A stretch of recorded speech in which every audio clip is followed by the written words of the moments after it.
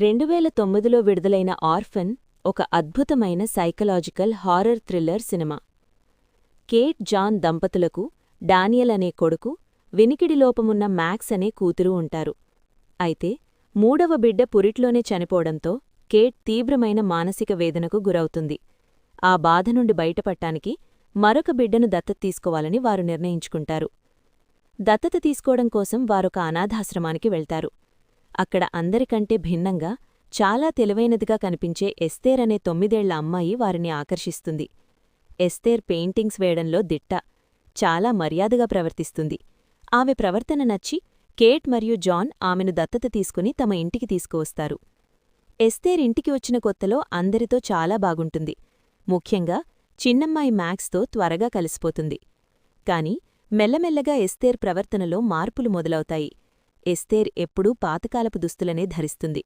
ఆమె మెడకు మరియు చేతులకు ఎప్పుడూ రిబ్బన్లు కట్టుకుని ఉంటుంది. ఎవరైనా వాటిని తాకాలని చూస్తే విపరీతంగా కోపగించుకుంటుంది. కొద్ది రోజులకే ఎస్తేర్ అసలు స్వరూపం బయటపడ్డం మొదలవుతుంది. స్కూల్లో తనను ఎగతాళి చేసిన ఒక అమ్మాయిని ఎస్తేర్ కావాలని జారుడుబల్ల మీద నుండి నెట్టేస్తుంది. ఆ ప్రమాదంలో ఆ అమ్మాయి కాళ్లు విరుగుతుంది. దాంతో కేట్కు ఎస్తేర్ ప్రవర్తనపై అనుమానం మొదలవుతుంది. అంతేకాకుండా ఎస్తేర్ పెద్దవారిలా మాట్లాడుతుంది. లైంగిక విషయాల గురించి ఆమెకు ఉన్న అవగాహన చూసి కేట్ ఆశ్చర్యపోతుంది.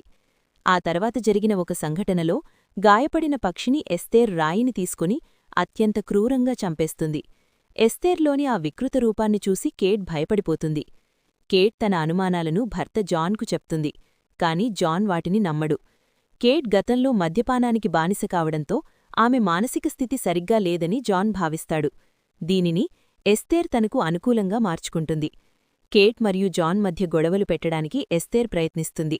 జాన్ ముందు అమాయకంగా నటిస్తూ కేట్ తనను వేధిస్తోందని నమ్మిస్తుంది. కేట్ ఎలాగైనా ఎస్తేర్ గతాన్ని తెలుసుకోవాలని ప్రయత్నిస్తుంది.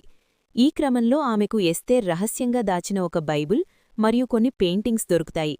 వాటిలో ఎస్తేర్ గతానికి సంబంధించిన ముఖ్యమైన విషయాలు ఉంటాయి.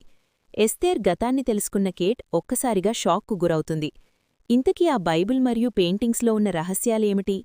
కేట్ తన కుటుంబాన్ని ఎస్తేర్ బారినుంచి ఎలా కాపాడుకుందో తెలుసుకోవాలంటే ఈ సినిమా చూడాల్సిందే. దత్తత తీసుకున్న ఒక చిన్న పాప వల్ల ఆ కుటుంబం ఎదుర్కొన్న భయంకర పరిస్థితులే ఈ సినిమా ప్రధానాంశం. ఈ సినిమా చిన్నపిల్లలకు సరైనది కాదు, పెద్దలు మాత్రమే చూడండి.